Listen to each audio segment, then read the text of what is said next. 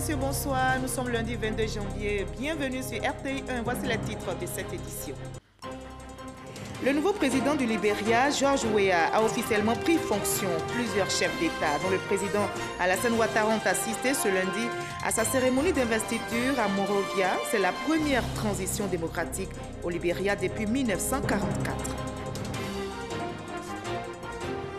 La Banque mondiale décaisse 32 milliards de francs CFA au profit de la Côte d'Ivoire. C'est un financement pour soutenir les efforts entrepris par le gouvernement en vue d'améliorer notamment la nutrition et la scolarité des enfants vulnérables. Et nous aurons un dossier dans cette édition consacré aux compagnies de danse en Côte d'Ivoire. Des compagnies à la recherche d'un nouveau souffle.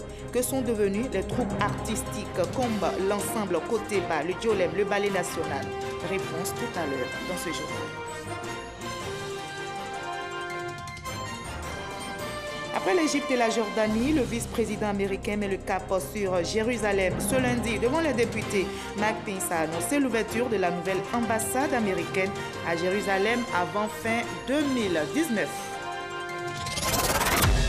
Soyez les bienvenus sur RTI 1. Le président de la République, Alassane Ouattara, est de retour à Abidjan. Il revient de Monrovia au Libéria, où il a assisté ce lundi à la cérémonie d'investiture du nouveau président libérien, George Weah. Plusieurs chefs d'État du continent ont effectué le déplacement dans la capitale libérienne pour prendre part à cette cérémonie. De retour donc à Abidjan, comme vous le voyez sur ces images, le président Alassane Ouattara a été accueilli par le vice-président Daniel Kablan-Duncan et plusieurs membres du gouvernement. C'est donc officiel, la légende du football George Weah a été investi comme nouveau président du Libéria.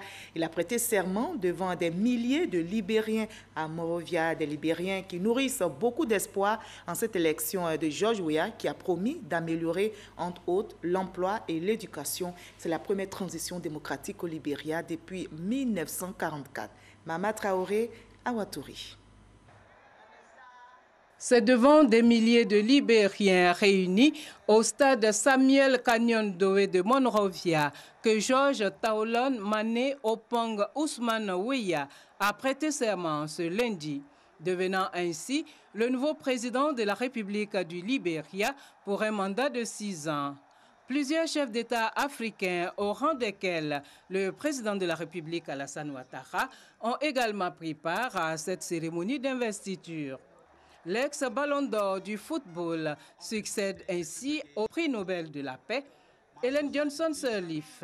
Cette passation de pouvoir entre les présidents élus est la première depuis 1944 dans ce pays qui sort de plusieurs années de guerre civile. Âgé de 51 ans, George Weah a déjà porté le destin du football libérien. Mais cette fois, le défi est encore plus grand. Il s'agit de remettre le Libéria sur les rails du développement. Le nouveau président s'est donc engagé à transformer la vie des Libériens. Lutte contre la corruption, éducation, santé, tels sont les grands chantiers qui l'attendent. À l'issue de la cérémonie de prestation de serment, George Weah a reçu les félicitations et les encouragements de ses pairs africains. Pour rappel, c'est le 26 décembre dernier que George Weah a été élu président de la République du Libéria avec plus de 61% des voix. Et on reste au Libéria pour écouter un extrait du discours du nouveau président libérien George Weah investi ce lundi. Ensemble, nous devons à nos concitoyens de la transparence sur des problématiques fondamentales telles que la propriété foncière, la liberté d'expression et la façon dont les ressources naturelles et les responsabilités doivent être partagées. Nous sommes arrivés à cette transition ni par la violence, ni par les armes. Aucune vie n'a été perdue dans le processus. Le sang ne doit jamais être le prix à payer pour la démocratie. Cette transition a été atteinte grâce à la volonté libre et démocratique du peuple libérien, garantie par l'état de droit. Voilà, cette investiture du président George Weah, élu le 28 décembre dernier, a été également suivie par la communauté libérienne vivant en Côte d'Ivoire. Elle a suivi avec enthousiasme cette étape importante de l'histoire de leur pays décimés par 2 guerres civiles. Ces Libériens en Côte d'Ivoire se sont entretenus avec notre reporter Gabriel Zani. Loin de Monrovia, mais ils n'ont pas voulu se faire compter l'investiture de George Weah, leur nouveau président. Les premiers responsables de la communauté libérienne vivant en Côte d'Ivoire se sont retrouvés chez Robert Vanezokar pour suivre à la télévision cette nouvelle page de l'histoire du pays. Je vais vous assurer que vraiment c'est une nouvelle page en termes de développement, une nouvelle page en termes de vraiment pour se sentir comme des citoyens libériens, une nouvelle page aussi pour voir nouvelle vie au Libéria dans nos pays. George Weah, président, de nombreux Libériens en ont rêvé. Aujourd'hui, ils sont certes satisfaits, mais ils attendent davantage de lui. Nous sommes très contents parce que pour voir quelqu'un qui fréquentait la communauté libérienne en Côte d'Ivoire, pour que quelqu'un comme ça sorte de nos communautés ici pour devenir le président, c'est-à-dire qu'à la tête de notre pays aujourd'hui, on est très très contents. Donc nous attendons pour voir le développement, la construction de notre pays en termes de la route, les routes soient construites. Et puis aussi pour avoir de l'eau pour notre pays, pour voir aussi Libéria soit vraiment bien connu internationalement. À l'occasion de ses voyages sur Abidjan, l'ex-footballeur rendait visite parfois à ses compatriotes. Des moments qu'ils ne veulent pas voir s'arrêter et qui aiguisent leurs attentes. George Weah là, en tout cas, je sais qu'il va faire le meilleur pour mon pays là. Edith projette aller passer ses vacances avec ses 3 enfants à Monrovia, après 20 ans passés hors de son pays. Elle avait dû fuir la guerre, tout comme Robert. Cet imprimeur vit en Côte d'Ivoire depuis 1989. Je vais partir un jour dans mon pays. Ça me traverse, un jour je dois partir. Mais pour le moment, je joue là, parce que j'ai une société ici, j'ai une imprimerie ici, je travaille ici, il y a des gens qui travaillent pour moi. Pour le moment, j'ai fait ma vie d'ici. Mais après, quand je vois que c'est le développement dans notre pays, quand ça va commencer à développer, quand les choses vont commencer à marcher au pays, effectivement, je vais partir au pays. Une insertion professionnelle réussie. Robert Zokar était parmi les premiers exilés libériens en Côte d'Ivoire. De centaines de milliers d'exilés pendant la guerre. Aujourd'hui, il ne reste environ que 2000 Libériens. C'est en 2012 qu'a pris fin le statut de réfugié pour les Libériens. Et l'investiture du nouveau président George Weah a été également décryptée au journal de 13h présenté par Hamza Diaby. Son invité, le politologue William Aglonon, s'est prononcé notamment sur les nombreux défis qui attendent le nouveau président du Libéria. Nous écoutons un extrait de leur entretien. Il a un grand atout aujourd'hui, c'est la faveur de l'environnement international. L'environnement sous-régional déjà, et régional, et puis international. Parce qu'aujourd'hui, vous l'avez dit tout à l'heure, il y a des chefs d'État qui sont là. Le président Alassane, par exemple, est sur place. Ça veut dire que c'est quelqu'un qui peut compter, et ça c'est une ressource fondamentale. On le sous-estime souvent, mais il peut déjà compter sur l'expérience de ses pairs. Et ça c'est fondamental pour lui, qui n'a pas nécessairement une grande carrière, qui n'a pas eu une grande carrière internationale. Il peut compter sur l'expérience de ces gens-là. Et en interne, il a quand même fait 60% des suffrages exprimés. Il a été en 2011 colistier d'un William Tubman dont on connaît l'expérience. Il a aujourd'hui, même si ceci n'est pas très affiché, il a quand même d'une certaine manière le soutien de Mme Ellen Johnson-Sirleaf. Donc je pense qu'il y a à l'intérieur le climat qui peut lui permettre, qui peut lui faciliter la tâche, et au niveau international, au niveau sous-régional, il peut énormément compter sur le soutien de ses pairs. Mais en même temps, et là, ça va être le principal défi qu'il va falloir relever, c'est convertir son immense capital social en capital politique. Ce n'est pas donné. Ça lui a permis d'être élu président. Il est l'homme de peuple, mais comment est-ce que de homme de peuple, il va devenir homme de pouvoir, parce que diriger, ça va être décider. Décider, c'est choisir, c'est faire des sacrifices. Il va apprendre à faire des sacrifices, il va apprendre à prendre des décisions qui ne sont pas nécessairement aujourd'hui dans l'intérêt de ceux qui le soutiennent, mais qui vont être sans doute des éléments de l'intérêt général. Voilà, des Libériens qui nourrissent beaucoup d'espoir en cette élection de George Weah, qui a promis, je rappelle, d'améliorer, entre autres, l'emploi et l'éducation. Voilà, c'est tout ce que l'on pouvait dire sur cette investiture du nouveau président du Libéria, George Weah. On ouvre à présent le chapitre économie de cette édition avec la Banque mondiale qui a décaissé 32 milliards de francs CFA au profit de notre pays, la Côte d'Ivoire. C'est un financement pour soutenir les efforts entrepris par le gouvernement ivoirien en vue d'améliorer notamment la nutrition et la scolarité des enfants vulnérables. Jean-Luc Bambo.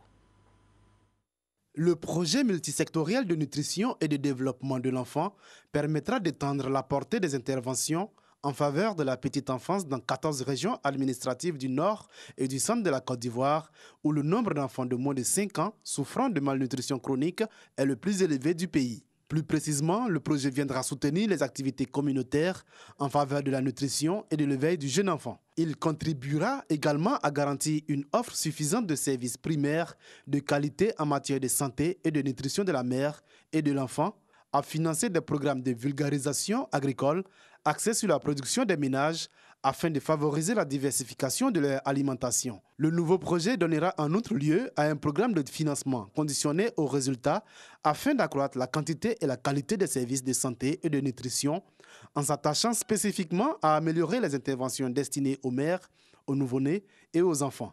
Enfin, il contribuera au renforcement des capacités des principales parties prenantes aux plateformes de coordination nationale, régionale et sous-régionale dédiées aux investissements consacrés à la croissance, à la nutrition et au développement de la petite enfance. Le projet approuvé aujourd'hui s'inscrit dans la logique du Plan national multisectoriel de nutrition 2016-2020 adopté par la Côte d'Ivoire.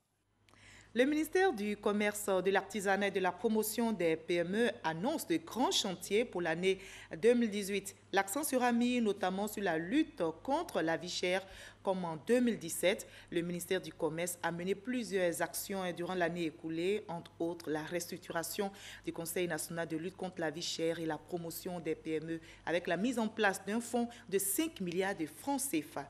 Les explications de Justine Seguiké. La lutte contre la vie chère, la validation de la stratégie AGOA, la mise en place du fonds de 5 milliards de francs CFA pour la promotion de l'entrepreneuriat féminin sont entre autres projets réalisés au cours de l'année écoulée. Une année prospère pour le ministre du Commerce et ses collaborateurs. Les résultats affichés en 2017 résultent d'un environnement favorable, caractérisé par la paix sociale, l'adhésion des personnels à votre vision et à vos méthodes, et par la reconnaissance de la qualité du livrable et des compétences. Au nombre des actions à mener au cours de l'année 2018, la construction du parc d'exposition d'Abidjan, la mise en place de l'assurance crédit à l'exportation, la sécurisation des sites artisanaux, la finalisation du processus de transfèrement de la casse d'Abobo à Ondautré et surtout, dans le cadre de la lutte contre la vie chère, le contrôle permanent des instruments de mesure et la finalisation de la réforme de la commercialisation du vivrier en Côte d'Ivoire. En matière de commerce intérieur, il nous faudra finaliser le processus, délivrer la carte du commerçant et opérationnaliser les projets connexes, notamment la mise en place de la mutuelle des commerçants et de différents produits à valeur ajoutée. Renforcer également nos actions dans la lutte contre la vie chère, le succès de la mesure de plafonnement des prix et marges de certains produits de grande consommation devrait nous engager avec plus de rigueur dans la surveillance des marchés, le contrôle des prix et des marges des produits de grande consommation. Les cadres et agents du ministère du Commerce mobilisés autour du ministre Souleymane Diarra-Souba entendent relever ces défis. La capitale économique ivoirienne se prépare à accueillir du 2 au 13 mai prochain la 4e édition de la Foire internationale d'Abidjan. Cette édition sera consacrée à la sécurité, un facteur de croissance économique. Mais pourquoi le choix de ce thème? Quelles sont les innovations attendues? Les organisateurs étaient face à la presse pour le lancement officiel de la foire. Explication avec Nadia Ega et Jean-Luc Bambo. Près de 300 exposants de différents secteurs d'activité et 100 000 visiteurs sont attendus pour la Foire internationale d'Abidjan. Un rendez-vous économique international d'échanges commerciaux et de contacts d'affaires. La FIA consiste à mettre en partenariat d'affaires les entreprises ivoiriennes, les institutions avec les exposants qui viennent de l'extérieur. Les objectifs, c'est de séduire les potentiels investisseurs afin de les emmener à investir en Côte d'Ivoire. Plusieurs activités sont prévues au cours de cette foire. Ce sont entre autres des rencontres B2B, des conférences et des ventes d'articles. Comme innovation cette année, Un tournoi de Maracana, des campagnes de vaccination contre la méningite et des consultations ophtalmologiques gratuites à Yopougon, à Bobo, Trècheville et Cocody. Parrain de cet événement, le ministère du Commerce salue la justesse du thème de cette édition. Je voudrais féliciter les organisateurs de la FIA pour le choix du thème de cette édition, à savoir la sécurité, un facteur de croissance économique. À travers ce thème, la FIA s'inscrit résolument dans la vision de son Excellence, Monsieur le Président de la République, qui veut faire de la Côte d'Ivoire un havre de paix et de sécurité. La 4e édition de la Foire internationale d'Abidjan se tiendra du 2 au 13 mai 2018 au Palais de la Culture à Trècheville. Et en attendant ce rendez-vous, les acteurs du développement de la Côte d'Ivoire sont récompensés pour leur mérite et travail. Ils ont été honorés au cours d'une cérémonie organisée par une structure de communication qui regroupe des professionnels de médias et des membres de la société civile. Les détails avec David Soyo et Abou Sanogo. 18e édition du prix des meilleurs artisans de développement et de l'émergence de Côte d'Ivoire. Une nuit pour célébrer ceux et celles qui excellent dans divers secteurs d'activité. 3 catégories de prix retenues, les prix sectoriels, les grands prix et les super prix spéciaux. Pour cette édition, le grand vainqueur se nomme Anthony Akissi Kofi. Elle remporte le super prix diamant, baptisé du nom du président de la République, Alassane Ouattara. Je dis merci à Dieu et les patrons aussi pour l'encadrement, le soutien qu'ils nous apportent chaque jour. Il ne faut pas se dire que quand on est femme, on aura les faveurs aujourd'hui. Ce n'est plus ça. Les temps ont évolué. Il faut travailler. C'est au bout de l'effort qu'on a la récompense. En plus du super prix, la directrice de la Banque des dépôts du Trésor a reçu le prix de l'excellence professionnelle. La RTI a été aussi distinguée. Son directeur général Amadou Bakayoko a remporté le super prix argent et le prix du meilleur manager du secteur de la communication de Côte d'Ivoire 2017-2018. Une récompense qu'il a dédiée à tous les agents de la RTI. Les prix du meilleur promoteur des secteurs de l'investissement et de l'expertise ivoirienne reviennent respectivement à Emmanuel Esmel Essi, directeur général du CPC, et Marius Kwaku Ndri, directeur du projet du guichet unique automobile du Niger. Dans la vie, lorsque quelqu'un d'autre reconnaît que vous avez une valeur, ça donne fierté, ça donne de la motivation dans ce que vous faites.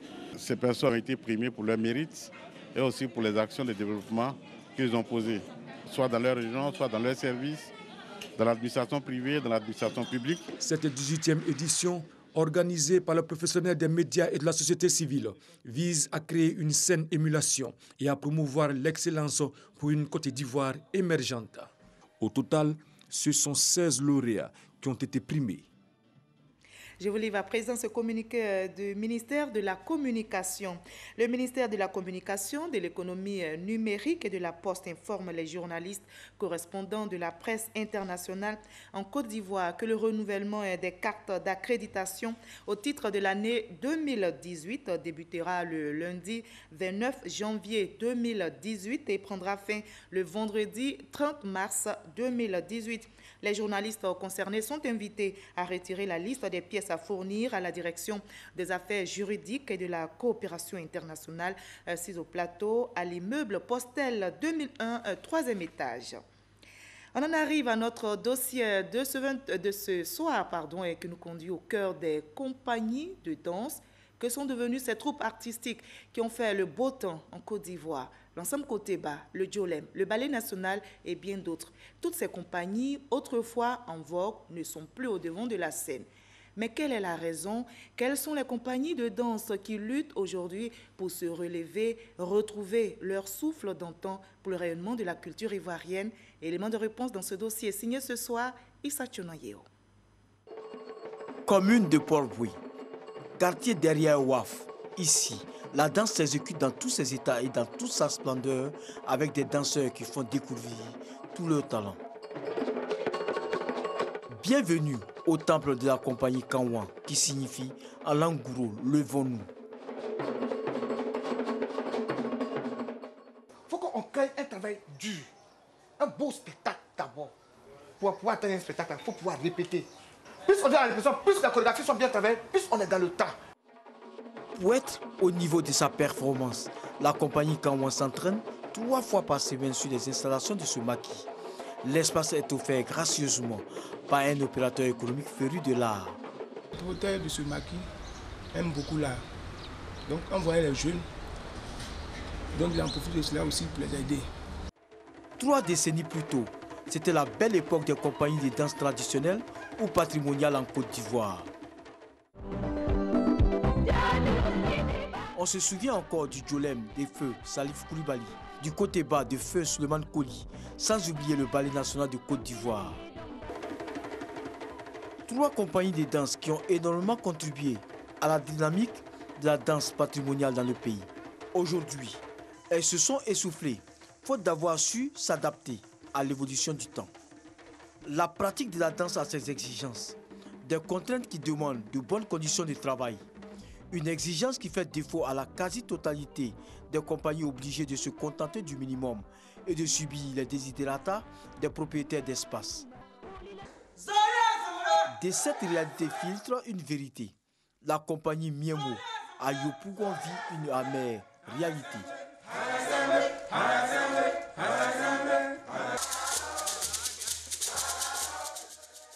Ici, la salle ne nous appartient pas, c'est pour une dame. Elle s'occupe des enfants de la rue. Et puis en plus encore pour jouer à partir de 8h. On commence à 8h, on finit à 11h30. Pourtant, on a besoin de temps. En dépit des difficultés, les compagnies travaillent dur pour se faire une place au soleil. Malgré toute cette débauche d'énergie, les marchés se font de plus en plus rares. Ceux obtenus au prix de 1000 difficultés ne sont pas bien rétribués. Quand on vous invite, tu dis à quelqu'un, non, pour déplacer mon groupe, ça fait 600 000 euros. Attends, pour venir faire simplement bruit, là. Ah, vous payez 400 000 ou 500 000. Moi, je pense que c'est 50 000 ou bien 25 000. Une compagnie qui répète normalement peut prendre un cachet de 500 à 600 à 800 000 à 1 million par spectacle. Parce qu'on est nombreux. On est nombreux. On peut se déplacer souvent à 20. Une satisfaction toutefois. La danse nourrit son homme. Sébastien et Chantal en donnent la certitude. Ceux qui veulent voir bon spectacle, là, on arrive à avoir des spectacles avec eux. Mais quand on arrive, quand on dit nos sommes là, ils disent ouais, vous méritez. Oui, par la grâce de Dieu, ça va. Si on gagne le prix de pain un peu, c'est que ça va.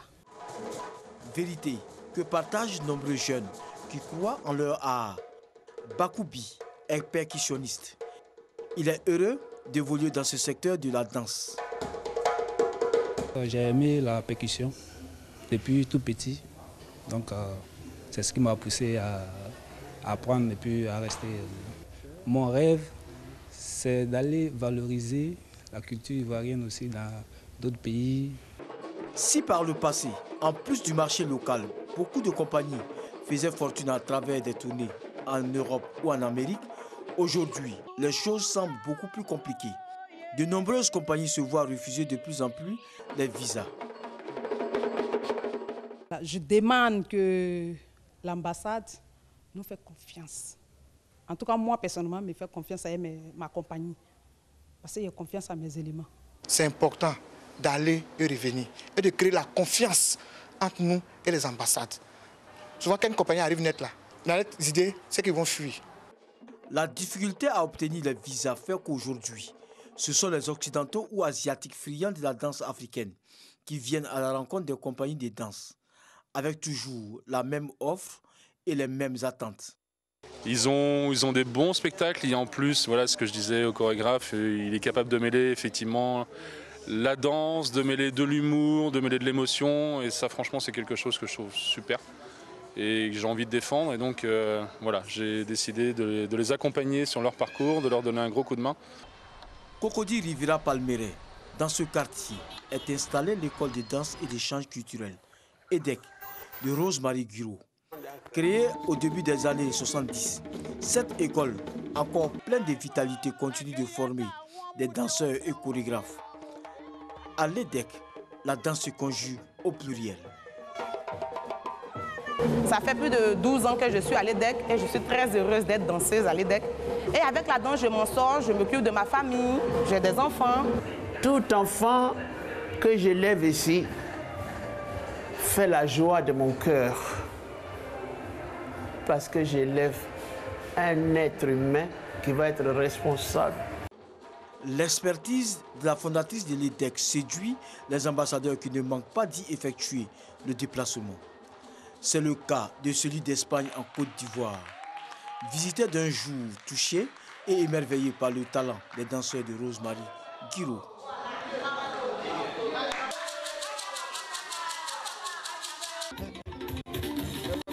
L'EDEC fait partie de la vingtaine de compagnies qui répètent régulièrement et créent des spectacles, parmi la centaine que compte la Côte d'Ivoire.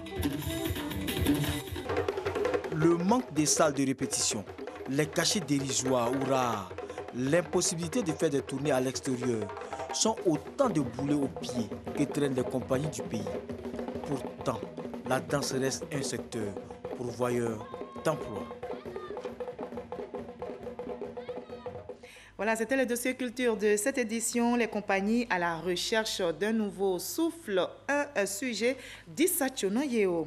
Nous partons pour la région de la Bagoué, précisément à Bundiali, où la maison coloniale ravagée par un incendie est en attente de réhabilitation. La maison coloniale est partie en fumée, je rappelle, dans la soirée de dimanche. Les enquêtes sur les causes de cet incendie sont en cours, selon le préfet de la région qui a visité les lieux sinistrés. Mamadou Kwasi. Il y a seulement quelques jours, un reportage sur nos antennes nous présentait le bâtiment colonial de Bundiali à réhabiliter. Ce lundi matin au réveil, c'est la stupéfaction pour certains habitants de Bundiali. Le vieux bâtiment a été ravagé par le feu. Tous les travaux entamés pour la réhabilitation sont partis en fumée. À l'époque, il fallait 100 millions. Lors du reportage, on était déjà à une estimation de 150 millions. Aujourd'hui, vu les dégâts causés par le feu, ce chiffre n'est plus d'actualité. Donc il y aura une réévaluation et bien sûr, nous continuerons les démarches pour la réhabilitation de ces joyaux architecturaux dont nous avons hérité du colon. Certaines sources parlent d'incendies liés à la chasse de rats. Dans tous les cas, le préfet de la région venu visiter le site annonce des enquêtes. L'origine du feu, on s'interroge encore. Je vais confier l'affaire à la police pour mener des enquêtes et nous aurons les résultats. Mais j'ai pensé aussi à un incendie criminel. Si tel était le cas, ce serait un véritable crime qui sera puni sévèrement. En plus du bâtiment principal, toute la cour a subi les effets des flammes. Pour rappel, ce bâtiment colonial a servi de logement pour les différents préfets qui sont succédés à Bundiali jusqu'à la crise de 2002. Une bâtisse qui attendait d'être rénovée pour servir de logement pour le préfet ou d'être inscrite au patrimoine mondial de l'UNESCO. L'initiative libérale de Côte d'Ivoire vient d'organiser son 3e séminaire de réflexion et de formation sur le libéralisme. Plus de 300 jeunes y ont pris part. La rencontre a porté sur le pardon et la réconciliation, comme nous l'expliquent Ahmed Traoré et Francis Boifo. Son credo, former, proposer, anticiper. L'initiative libérale de Côte d'Ivoire, l'ILCI, veut faire comprendre la pertinence des actes politiques, de la gouvernance libérale, conformément à la politique du pardon et de la réconciliation. D'où la tenue de ce 3e séminaire de réflexion et de formation sur le libéralisme. Il s'agit pour nous de prôner le pardon et la réconciliation avec 300 leaders d'opinion qui sont aujourd'hui ici. Il s'agit pour nous de faire en sorte que ce message soit bien compris et entendu et relayé sur l'ensemble des régions de Côte d'Ivoire. Les participants venus de toutes les contrées de la Côte d'Ivoire apprécient l'initiative.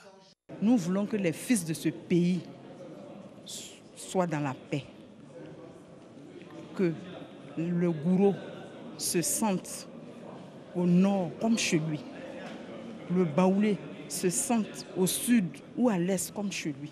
Il ne sert à rien de regarder derrière et de toujours penser à tout ce qui s'est passé.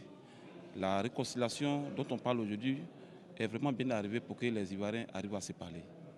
L'initiative libérale de Côte d'Ivoire a été créée en octobre 2013. Sa mission, promouvoir le libéralisme à visage humain, prôné et pratiqué par le président Alassane Ouattara.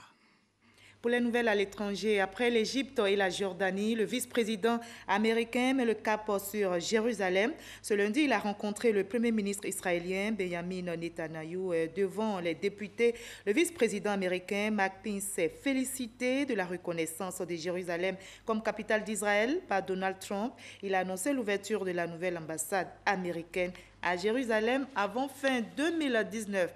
En sport football, la 5e édition du championnat d'Afrique des Nations, CHAN 2018, la Côte d'Ivoire vient de jouer son 3e et dernier match contre l'Ouganda à Marrakech au Maroc. Les Ivoiriens comme les Ougandais, déjà éliminés du CHAN 2018, ont fait match nul, 0 but partout. Les Éléphantos, avec ce score, sont derniers de leur groupe, le groupe B. Et je rappelle, avant de refermer ce journal, que le président de la République, Alassane Ouattara, vous allez le voir dans les images de retour à Abidjan, il revient de Monrovia au Libéria, où il a assisté ce lundi à la cérémonie d'investiture, comme vous le voyez donc, du nouveau président libérien George Weah. Plusieurs chefs d'État du continent ont effectué le déplacement à Monrovia pour prendre part à cette cérémonie d'investiture qui marque, je rappelle, la première transition démocratique au Libéria depuis 1944. Fin de cette édition, je vous retrouve avec le même plaisir demain à 20h.